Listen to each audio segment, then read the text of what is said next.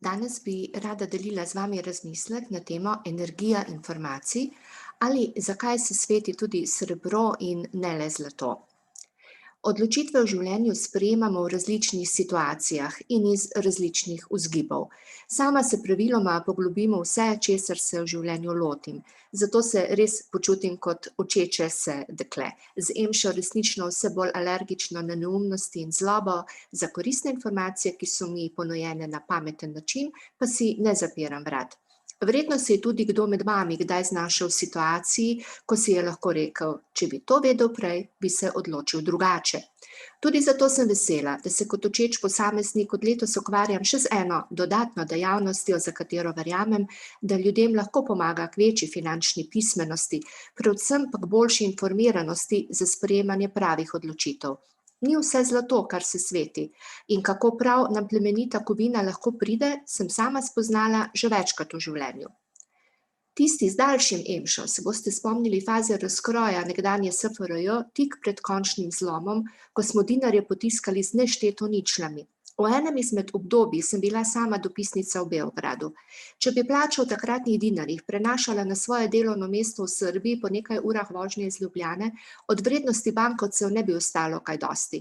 Zato smo se mnogi kolegi odločali, da prejeto plačo v dinarjih takoj zamenjamo v takrat konvertibilno nemško marko. Sama sem šla še kakšen korak naprej in si v duhu nasveta moje pokojne ome Urške prihranek pretvorila v zlato kot plemenito kovino, ki ohranja vrednost premoženja. In tako sem, povsem neobtolčena zaradi inflacije, devalvacije in še drugih ukrepov ob prehodu v samostojno državo in novo lastno valuto, lahko ohranila in še malo oplemenitila zaslužek iz dopisniških let za sofinanciranje prvega lastniškega stanovanja v Ljubljani. Leta so tekla in kot dobrodošel se je pokazal v težkih časih tudi nakit v zlatnini, kar seveda ne gre mešati z vlaganjem v fizični nakup naložbenega zlata in srebra. In vnovič je oživela zgodba ome Urške o tem, kako je s kakšnim prihranjenim srebrnikom nakupila med vojno dovolj hrane za družino. Pripovedovala pa mi je tudi zgodbo o kupih delnic, papirja shranjenega v kleti. Izkazalo se je, da so to delnice, ki jih je kupoval njen oče. Toda, ko so jih našli, je bil to le brezvreden kup papirja.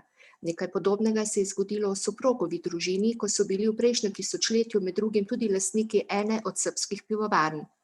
A babica je dala listine čuvati v roke nepravi osebi in po koncu druge svetovne vojne ni prav nič ostalo od nakupljenih obveznic in delnic. Poleg omenjenih, malo bolj tveganih kapitalskih naložb, sem se z eno obliko varčevanja, bančni depozit, za težke čase soočila še pred 4 leti, ko sem urejala zapuščino po očetovi smrti. Vse je imel lepo shranjeno v predalih in mapah. In v eni izmed njih sem našla še varčevalno knjižico nekdanje Beogradske banke s pripisom: To je šlo v maloro, shranim kot spomin. Ja, do teh prihrankov ni prišel nikoli. Čeprav je živel po načelu, da je treba do vsake plače dati nekaj na stran za hude čase. Zakaj vam to pripovedujem? Zato, ker bi vsi ti ljudje zagotovo bili veseli, če bi pravočasno dobili kakšne informacije o tem, kam in kako varčevati v smislu zavarovanja svojega premoženja, ne glede na to, kako majhno ali pičlo je. Kajti v času inflacije, ki se ponavadi porodi kot rezultat dolžniške krize, v katero v času pandemije počasi zanesljivo tonejo proračuni mnogih držav, se nekaterim izdelkom in storitvam preprosto ne moremo izogniti. Samo plačamo oziroma privoščimo si jih vse težje. In zato sem se na lastno željo pustila poučiti in sem se v vlogi pogodbenega partnerja pridružila podjetju, ki mi je znalo pojasniti, zakaj je ta hip smiselno zavarovati premoženje z nakupom fizičnega srebra ali zlata. Kakšna je razlika med njima, kdaj kupovati prvo in kdaj drugo, kje vse to hraniti.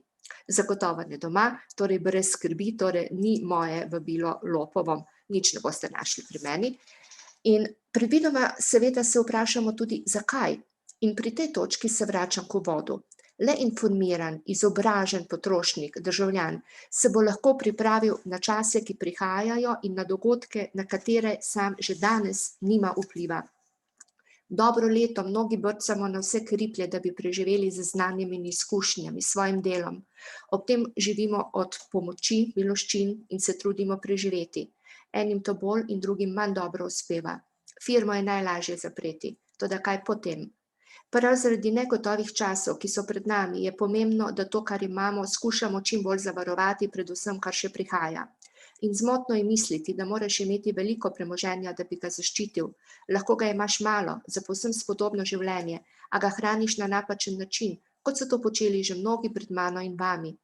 Nikoli torej ni prepozno, da se odpreš za nove informacije, prisluhneš, jih ovrednotiš in postaviš zase in za svojo družino dobitno varčevalno kombinacijo. Tako zlato kot srebro v fizični obliki sta ohranjevalca vrednosti našega premoženja. Če se želite o tem pogovoriti, me lahko kontaktirate. Če mislite, da že vse veste ali da vam ni nič novega potrebno izvedeti, tudi prav. To je vaša odločitev, pravico imate izbirati. V tem je moč posameznika. Ko informiran izbira tudi odloča, sicer je nepoučena in vodljiva lutka v rokah drugih. Naj vam izdam sinočnji pogovor z dobrim znancem ob koncu enournega klepeta preko webinarja. Hvala, Biserka, veš, marsikaj od tega nisem vedel in zdaj vem, da bom to, kar sem nameraval, naredil boljše. Pri tem gre za informacije. Samo informiran potrošnik in samo informiran državljan lahko poskrbi zase in svoj jutri. Ali kot pravi eden od direktorjev, ki me je že doslej ogromno naučil in ga zelo spoštujem, tisti, ki hoče, najde pot, tisti, ki noče, najde izgovor. Ko se bomo prebujali po bitki, ki na ekonomskem področju sledi, in to neizogibno, ter bo še kako zarezala od tkiva naše socialne in gmotne varnosti, si ne dovolimo reči, nisem vedel. Vabljeni, da se brezplačno naročite na YouTube kanal z energijo za boljšo komunikacijo in odnose, ki deluje v okviru Kupa. Tudi za individualno komunikacijsko svetovanje ali coaching sem dosegljiva na info@kupa.si, prav tako na seznanitven pogovor, uvodni webinar, informacije o tem, zakaj se ne sveti samo zlato, zakaj se sveti tudi srebro in zakaj je dobro vedeti, kako najprej ohraniti premoženje, ki ga imaš in seveda ga po vsej možnosti tudi oplemenititi, povečati. Srečno do prihodnjič z energijo za boljšo komunikacijo in boljše odnose. Biserka Božetašič.